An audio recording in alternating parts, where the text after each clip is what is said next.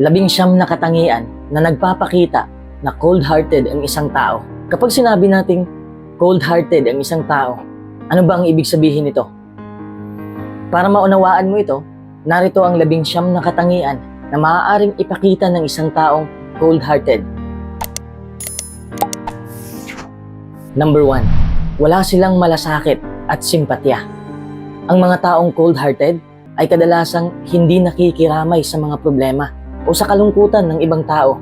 Alam naman nila kung ano ang empathy, pero sadyang hindi lang talaga nila gagawin. They are so caught up in their world that they lack caring, friendship, and vulnerable emotions. Number 2. Malayo ang kanilang iniisip. Akala mo lang sa umpisa na ang mga taong cold-hearted ay mahiyain dahil hindi sila masyadong nagsasalita.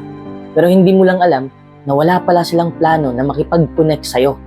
Nasa malayo ang kanilang iniisip, hindi sa'yo. Hindi sila palaging nakakaranas ng emosyon sa parehong paraan tulad ng karamihan. Kaya mahihirapan kang makabig sila papalapit sa'yo. Kasi in the first place, ayaw nilang paganahin ang kanilang soft side. Ayaw nilang makipag-interact at ayaw din nilang ma-attach. Number 3. Ang taas ng tingin nila sa kanilang sarili. Sa sobrang taas ng tingin nila sa kanilang sarili, iniisip nila na sayang ang kanilang oras sa pakikipag-usap sa'yo. Hindi sila nagpapakita ng kabaitan sa mga tao. Kasi wala naman silang pakialam sa iba. Wala silang pakialam sa emosyon mo. Minsan nga sinasadya ka nilang saktan para umalis ka na sa buhay nila. Dahil sa tingin nila ay disturbo ka lang. Number 4. Makasarili sila. Sarili lang nila ang kanilang iniisip. At sila lang din ang nakakaintindi sa kanilang sarili. Napansin mo ba na maraming mga taong cold-hearted ang obsessed sa kanilang sarili? Umaasta silang mas higit pa sila sa lahat. Pero para sa kanila, confidence yun. Pero arrogante na pala ang astahan nila. Iniisip nila na sila ang importanteng tao, attractive sila, kawili-wili. At iniisip nila na sayang ang oras kung makikipag-ugnayan sila sa mga taong hindi nila kalibel. Wala silang anumang interes sa ibang tao. Kaya malamang na hindi sila magtatanong ng marami tungkol sa buhay mo. Kung magbubunyag ka ng anumang personal na impormasyon sa kanila, hindi sila makikinig o magmamalasakit. Kasi nga wala silang pakialam sa kwento ng buhay mo. Number 5. Hindi sila mapagkakatiwalaan. Sobrang hirap pagkatiwalaan ng taong cold-hearted dahil hindi mo malalaman kung naiintindihan ba nila kung gaano kahalaga sa'yo ang mga bagay. Dahil malinaw na wala silang pakialam sa halos anumang bagay. Wala rin silang pakialam kung bakit gusto mong ilihim ang isang bagay. Kaya mahirap malaman kung dapat mo bang ipagtapat sa kanila o hindi. Magaling din silang magsinungaling at wala naman silang pakialam kung ano ang mangyayari kung magsisinungaling sila. Kasi wala naman silang pakialam sa nararamdaman mo. Kung hindi sila mapagkakatiwalaan, sila rin ay walang tiwala sa mga taong nakapaligid sa kanila. Madalas nilang nakikita ang negatibong side ng isang tao. Kaya napasok sa isipan nila na sila ang superior sa lahat. Yan ang dahilan kung bakit ayaw nilang makipaghalubilo, makipagkaibigan, at makipagrelasyon. Ang kakulangan ng pakikipag-ugnayan sa mga tao at kakulangan ng empatya ay maaaring higit pang magpapatibay kung bakit hindi sila nagtitiwala sa ibang tao. Number 6. Self-centered. Sarili lang ang inaasahan nila. Kasi superior ang tingin nila sa kanilang sarili. At lahat ng taong nakapaligid sa kanila ay inferior lang sa paningin nila. Kaya hindi sila umaasa sa ibang tao. Wala namang masama kung sarili mo lang ang inaasahan mo. Nagpapakita yan na sobrang confident mo. At may kakayahan kang gawin ang anumang bagay na ikaw lang. Pero ang masama lang ay kung iniisip mo na hindi mo maaasahan ng iba dahil inferior lang sila para sa'yo.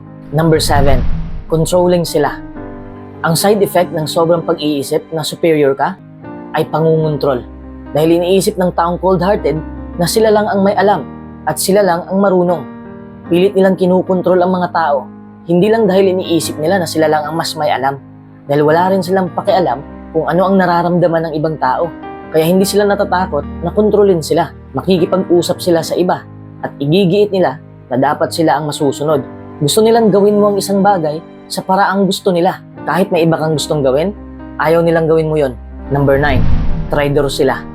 Mag-ingat ka sa mga taong cold-hearted dahil ikaw ang mabibiktima sa huli. Sabi ko nga kanina na wala silang empatya sa mga tao. Ibig sabihin na kaya kanilang traidorin at ang mga taong nakapaligid sa kanila, kaya nilang gawin ang gusto nila upang hiyain o saktan ka. At wala silang pakialam sa mga kahihinatnan ng kanilang ginagawa. Dahil sa cold behavior nila, akala nila na hindi masasaktan ng mga tao katulad nila. Hindi nila alam na may mga taong soft-hearted at malamang na hindi sila makaramdam ng anumang pagsisisi sa negatibong ginagawa nila. Number 9, paulit-ulit nilang ginawa ang kamalian. Kapag may taong paulit-ulit na gumawa ng ikakasakit ng feelings mo, cold-hearted na tao yan. Gaya ng nabanggit ko na, wala silang kaparehong antas ng empatya gaya ng karamihan sa mga tao. Kaya hindi sila maapektuhan kung may magagalit man sa kanila dahil sa masamang ginagawa nila. Dahil wala silang pakialam sa emosyon mo, patuloy silang gagawa ng masama o saktan ka sa parehong paraan ng paulit-ulit. Ginagawa nila ito dahil sa kanilang paniniwala na mas mababa ka, na karapat-dapat kang masaktan. Maaaring lukuhin ka nila ng maraming beses at wala silang pakialam kung masasaktan ka o maaari silang patuloy na magkalat ng mga chismis tungkol sa'yo. Alam naman nila ang kanilang ginagawa, pero meron talaga silang malisyosong intensyon. Number 10, madali silang makamove on. Kung may nakarelasyon ka na taong cold-hearted, huwag kang magtaka kung matatapos ito ng biglaan. Mabilis ka nilang iiwan sa ere at ipagwawalang bahala nila kung gaano kalungkot ang mararamdaman mo. Ito ay dahil sa kakulangan ng anumang uri ng emotional at spiritual na koneksyon na ginagawa nila sa mga nakapaligid sa kanila. Kung gaano kabilis ang pagbuo ng relasyon ninyo, ganun din kabilis ang pag-iwan niya sa'yo. Kaya mag-ingat ka sa taong cold-hearted. Dahil, number 11, kaya kanilang i-manipulate. Ang mga taong cold-hearted ay hindi nababahala sa mga kahihinatnan ng kanilang mga aksyon at madalas gusto pa nila na maging katulad kanila. Gusto nilang ipagawa sa'yo ang mga bagay na hindi ka komportable o pilitin ka pa nga na kumilos at magsalita gaya nila. Baka i-guilt trip ka nila o i-blackmail ka sa mga bagay-bagay dahil kaya nilang gawin yon. Number 12, sila ay mapanira. Dahil hindi nila nakikita ang halaga sa mga bagay gaya ng nakikita ng ibang tao. Wala silang problemang sirain ito. Lahat kaya nilang sirain. Pamilya, pagkakaibigan, at relasyon. Hindi nila ma-appreciate o ma-acknowledge ang nararamdaman ng ibang tao. Kaya wala silang pakialam kung masira man ang buhay ng karamihan. Number 13, nakakadurog sila ng kaluluwa. Kung nakikipagkaibigan o nakikipagrelasyon ka sa isang taong cold-hearted, malalaman mo kung gaano kasama ang ginagawa nila sa'yo. Nakakalito kapag pinaglalaruan ka lang. Hindi mo alam kung talagang mahalaga ka ba sa kanila at kung talagang nagmamalasakit ba sila sa'yo o hindi. Hanggang sa babagsak ang confidence mo at ma-question mo ang iyong self-worth. Determinado silang manatili sa itaas at maging superior at wala silang pakialam kung ano ang negatibong epekto sa'yo ang kanilang pag-uugali at sa iyong self-esteem. Number 14, ayaw nilang makipagrelasyon. Ayaw nilang makipagrelasyon kasi mababa ang tingin nila sa ibang tao. Ayaw nilang makipag-connect sa sinuman. Sarili lang nila ang kanilang iniisip. Dahil dito, ang karamihan sa mga taong cold-hearted ay nananatiling single sa mahabang panahon. O kung may karelasyon man sila, maikling panahon lang. Sabi ko nga kanina, sila din ay hindi masyadong nagtitiwala sa mga tao at mahirap din silang pagkatiwalaan. Kaya ayaw nilang mag-commit. Number 15, ayaw nilang magpakita ng physical affection. Hindi sila gaanong interesado sa mga bagay-bagay. Parang nandidiri ang isang taong cold-hearted kung magpapakita sila ng affection sa isang tao, lalo na sa publiko. Ang mga yakap ay parang kahinaan sa kanila at sila ay umaatras sa tuwing may sumusubok na pumasok sa buhay nila. Hindi sila komportable na magpapakita ng affection. Sa tingin kasi nila ay hindi na ito kailangan gawin. Number 16, pagsabihan ka nila na oversensitive. Dahil lang sa pagiging cold-hearted nila, iniisip nila na oversensitive ka kung madali kang mag-react. Hindi nila iniisip na hindi lahat ng tao ay katulad nila.